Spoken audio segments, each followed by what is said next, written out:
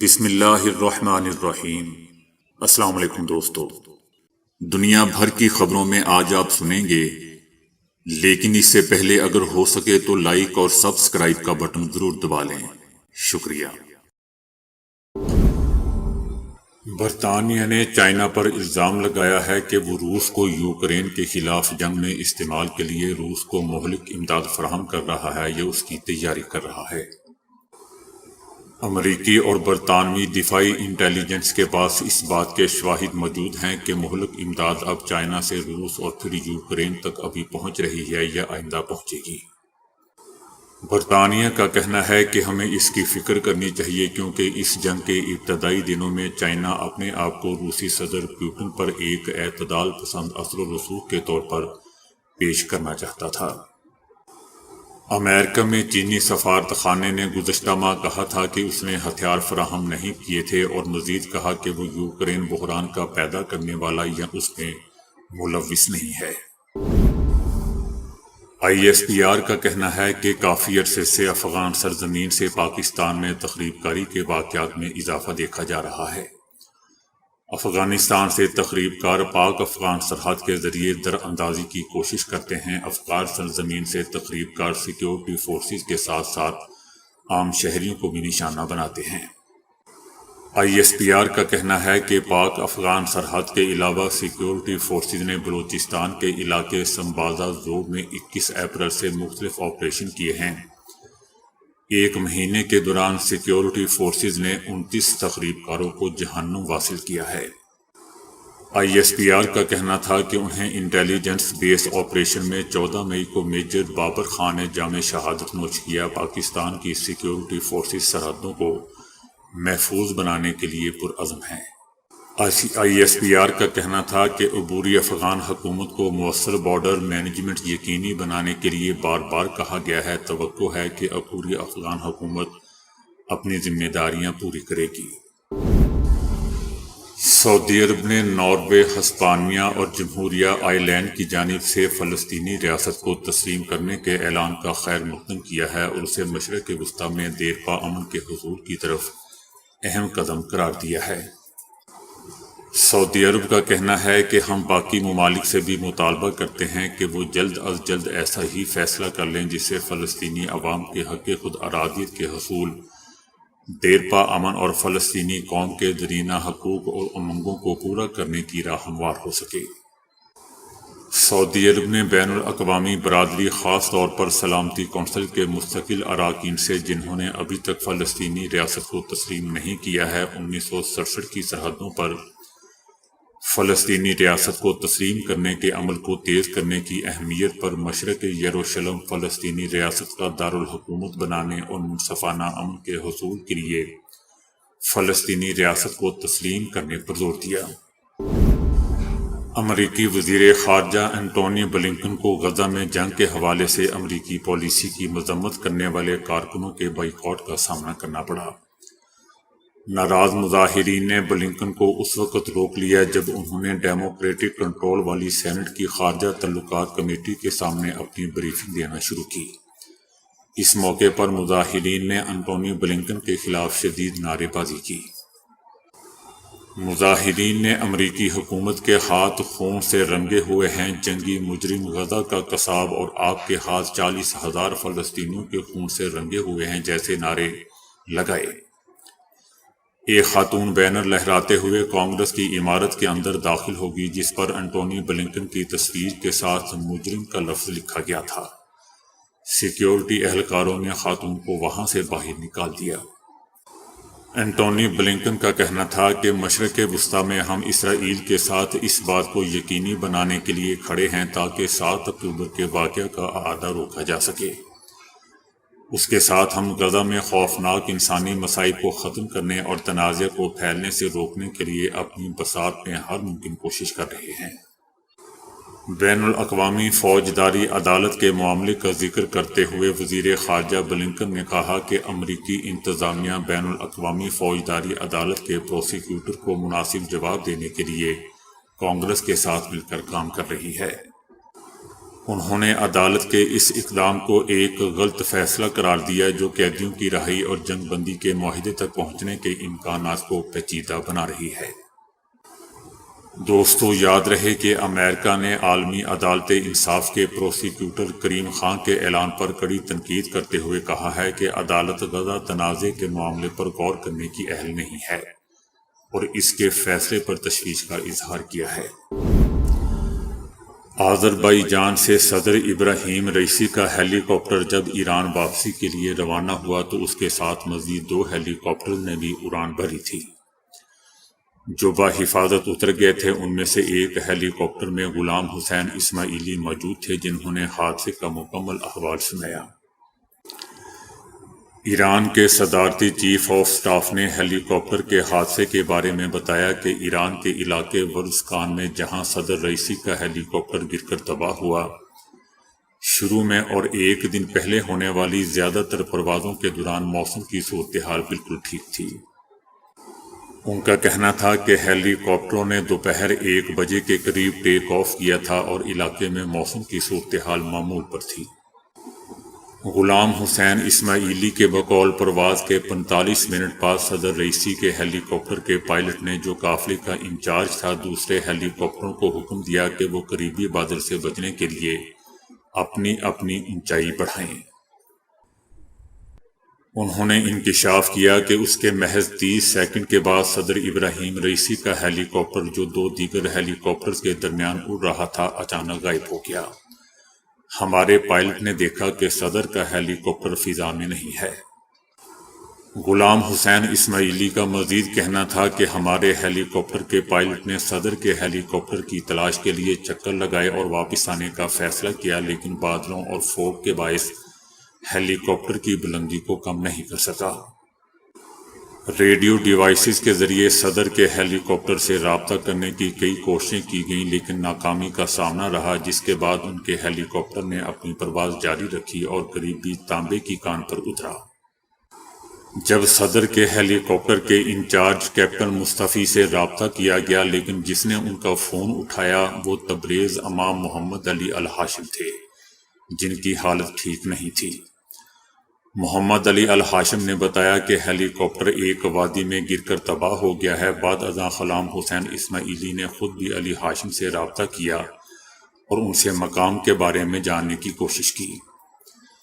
غلام حسین اسماعیلی نے کہا کہ جب ہم جائے حادثہ پہنچے تو آیت اللہ ابراہیم رئیسی اور دیگر ساتھی موقع پر ہی وفات پا چکے تھے، جبکہ محمد علی الہاشم کئی گھنٹے زندہ رہنے کے بعد زخموں کی تاب نہ لاتے ہوئے شہید ہو چکے تھے۔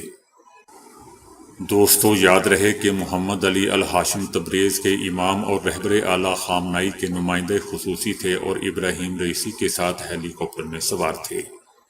وہ اس واقعہ میں شہید ہونے والے 8ویں شخص تھے۔ اسلام آباد ہائی کورٹ نے واضح کیا ہے کہ نان فائلرز کی موبائل فون سمز بلاک کرنے پر حکم امتناع نہیں۔ چیف جسٹس عامر فاروق نے کہا کہ ایک بات واضح کر دوں کہ حکم امتناع سمز بلاک کرنے پر نہیں ہے۔ سٹے آرڈر صرف درخواست گزاروں کو تحفظ فراہم کرنے کے لیے تھا۔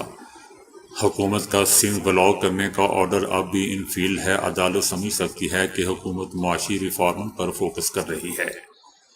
یہ اقدام بھی انہی ریفارمز کے تناظر میں لیا گیا ہوگا۔ عدالت کوشش کرے گی کہ جلد از جلد اس کیس کا فیصلہ ہو جائے۔ شیر افضل مروت کا کہنا ہے کہ مجھے کور کمیٹی سے نکالا گیا، پھر پولیٹیکل کمیٹی سے نکالا گیا، باقی کسی چیز سے نکالنا ہے تو بھی نکال دیں۔ ان کا کہنا تھا کہ میں عمران خان کے ساتھ ہوں اور ساتھ رہوں گا، شو کاز سے مجھے کوئی فرق نہیں پڑتا اور میں کسی کے خلاف سازش کرنے والا نہیں ہوں۔ شیر افضل مروت کا کہنا تھا کہ رؤف حسن پر حملہ انتہائی شرمناک ہے اور یہ ایک دھمکی ہے پی ٹی آئی کے رہنماؤں کے لیے جو نیوز چینل پر آ کر پی ٹی آئی کی بات کرتے ہیں۔ ہم پر اتنے ظلم کیے ہیں کہ اب ہم کسی چیز سے نہیں ڈرتے۔ بھارت میں ہندو توا کو سوشل میڈیا پر ہندو توا کو پھیلانے کے لیے کھلی چھٹی مل گئی۔ انتخابات جیتنے کے لیے وزیر اعظم نریندر مودی کی مسلمان دشمن جماعت بھارتیہ جنتا پارٹی یعنی بی جے پی نے مسلمانوں کے خلاف نفرت پھیلانے کے لیے فیس بک سمیت دیگر سوشل میڈیا پلیٹ فارم کو استعمال کرنا شروع کر دیا۔ فیس بک نے بھارت میں مسلمان مخالف مواد دکھانے کی منظوری دے دی ہے۔ فیس بک پر آنے والے اشتہار میں مسلمانوں کو کیڑوں اور تخریب کاروں سے تشبیہ دی جا رہی ہے۔ بی جے پی کے رہنما مسلمان مخالف مواد پھیلانے اور مذہبی تشدد کو بڑھانے کے لیے بے دریغ سوشل میڈیا کا استعمال کر رہے ہیں، تاہم ان کے خلاف کوئی کارروائی نہیں کی جا رہی۔ بی جے پی کے رہنماؤں نے ایک اشتہار میں ایک اپوزیشن لیڈر کو پھانسی دینے کا مطالبہ کرنے کے ساتھ ساتھ جھوٹا دعویٰ کیا کہ وہ پاکستان کے جھنڈے کی تصویر کے ساتھ بھارت سے ہندوؤں کو مٹانا چاہتے ہیں۔ مودی سرکار کی جانب سے میٹا یعنی فیس بک کو انگریزی، ہندی، بنگالی، گجراتی میں 22 اشتہارات پیش کیے گئے، جن میں سے 14 کو منظور کیا گیا۔ فیس بک کی یہ واضح پالیسی ہے کہ وہ اپنے پلیٹ فارم پر مصنوعی ذہانت سے تیار کردہ ہیرا پھیری کرنے والے مواد کو پھیلنے سے روکے گی۔ تاہم مسلمانوں کے خلاف مواد کو نہیں ہٹایا گیا، جبکہ مودی مخالف 5 تقاریر اور اشتہار کو ہٹا دیا گیا۔ پاکستانیوں کی فی کس آمدنی اور ملک کی معیشت کے حجم میں اضافہ ریکارڈ کیا گیا ہے۔ ملک کی معیشت کے حجم میں صرف 34 ارب ڈالر کا اضافہ ہوا، جبکہ ملکی معیشت کا حجم 341 ارب ڈالر سے بڑھ کر 375 ارب ڈالر تک پہنچ گیا۔ پاکستانیوں کی ماہانہ فی کس آمدنی 7,544 روپے تک بڑھ گئی۔ اس مالی سال فی کس سالانہ آمدن میں 90,534 روپے اضافہ ریکارڈ ہوا اور سالانہ فی کس آمدن 4,75,281 روپے رہی۔ گزشتہ مالی سال فی کس سالانہ آمدن 3,84,747 روپے تھی۔ ملک بھر میں بجلی کا شارٹ فال 5,845 میگا واٹ تک پہنچ گیا۔ شارٹ فال کے باعث دیہی علاقوں میں 6 سے 8 گھنٹوں کی لوڈ شیڈنگ جاری ہے، جبکہ شہری علاقوں میں لوڈ شیڈنگ کا دورانیہ 4 سے 6 گھنٹے تک پہنچ گیا۔ لائن لاسز والے علاقوں میں 12 سے 14 گھنٹے کی لوڈ شیڈنگ کی جا رہی ہے۔ شدید گرمی میں بجلی کی عدم فراہمی سے شہریوں کو سخت مشکلات کا سامنا ہو رہا ہے۔ ملک بھر میں بجلی کی طلب 24,500 جبکہ پیداوار 18,655 میگا واٹ ہے۔ کھانے کے فوراً بعد پانی پینا معدے کے تیزاب اور ضروری خاملوں کو پتلا کر سکتا ہے، جس سے عمل انہضام سست ہو جاتا ہے۔ پانی کو ایک ہی دفعہ نہیں پینا چاہیے بلکہ رک رک کر ایک گھونٹ پینا چاہیے۔ دوپہر کے کھانے اور رات کے کھانے کے فوراً بعد پانی پینے سے غذائی اجزاء کا جذب خراب ہو جاتا ہے، کیونکہ پانی ہاضمے کے عمل کو تیز کر سکتا ہے، لیکن اہم غذائی اجزاء کو مؤثر طریقے سے جذب کرنے کو متاثر کر سکتا ہے۔ ڈاکٹرز کا کہنا ہے کہ کھانے کے ساتھ پانی پینے سے گریز کرنا چاہیے، کیونکہ یہ معدے میں موجود ہاضمے کے خاملوں کو پتلا کرتا ہے۔ کھانے سے 10 منٹ پہلے یا بعد میں پانی پیا جا سکتا ہے۔ کچھ شواہد بتاتے ہیں کہ کھانے کے فوراً بعد پانی پینا انسولین کی سطح میں اضافے کا سبب بن جاتا ہے، جس سے چربی کا ذخیرہ بڑھ جاتا ہے۔ زیادہ سے زیادہ ہاضمہ اور صحت کے لیے پانی کی بوتل تک پہنچنے سے پہلے کھانے کے بعد خود کو 30 منٹ کا وقفہ دینا بہتر ہے۔ یہ عارضی وقفہ اس بات کو یقینی بنائے گا کہ کھانا ہضم ہو رہا ہے اور وہ مناسب طور پر ہائیڈریٹ ہو رہا ہے۔ ایک پیشہ ور امریکی غوطہ خور کو ویل مچھلی نے سالم نگل لیا، لیکن صرف 1 منٹ کے اندر ہی اسے سطح سمندر پر زندہ حالت میں واپس اگل دیا۔ 56 سالہ غوطہ خور مائیکل نے مچھلیاں پکڑنے کے لیے غوطہ لگایا۔ یہ جگہ خاصی گہری تھی، لیکن سمندری تہہ سے تقریباً 10 فٹ پہلے ہی مائیکل کو اچانک ایک ویل مچھلی نے سالم نگل کر اپنا منہ بند کر لیا۔ مائیکل نے میڈیا کو بتایا کہ مجھے پانی کے اندر زبردست تلاطم کا احساس ہوا اور اگلے ہی لمحے مکمل اندھیرا چھا گیا۔ مجھے محسوس ہو رہا تھا کہ میں حرکت کر رہا ہوں اور ساتھ ہی ساتھ میں مچھلی کے منہ میں سکڑتے ہوئے پٹھوں کو بھی محسوس کر سکتا تھا۔